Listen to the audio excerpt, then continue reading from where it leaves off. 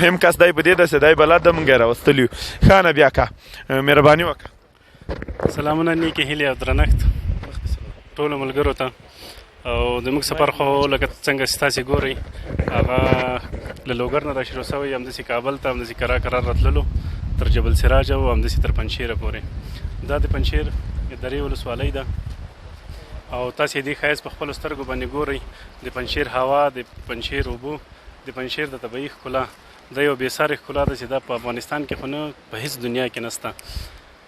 او بله خبره، مهمه خبره دا ده چې دلته تاسې یې نه دا لاندې دا ونې پټې چې جوړ کړي، دلته د افغانستان نقشه ده. که داسې فکر ورته وکړي که نه، له هغه سره تر دغه سره پورې دلته د افغانستان کومه نقشه چې ده میپ چې کوم ده هغه دلته کې رسم شوی ده.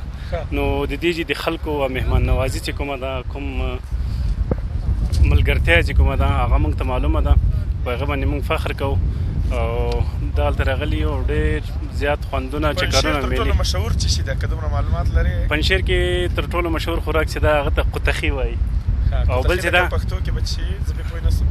قطخي مطلب دوی له چکې نه جوړوي، یو څه شي له چکې نه جوړوي. په پیرکیم خوړلي او ملګری د دغه کور کې بیا چې راوړو موږ ته ویلې دا قطخي ده. قطخي چې شي چې هم خوړه هغه د پښتو کې درته وایم خوند لکه چکې داسې و.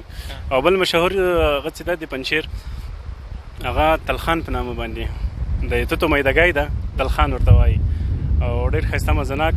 بل د الله تعالی قدرت ده چې د پنجشیر داسې اوبه دي چې هر څومره خوراک وکړي، هر څومره څښاک وکړي، هر څومره مثال بوجي در باندې که یو غړپ یې وڅښي دا هر شی هضم دي او انشاءالله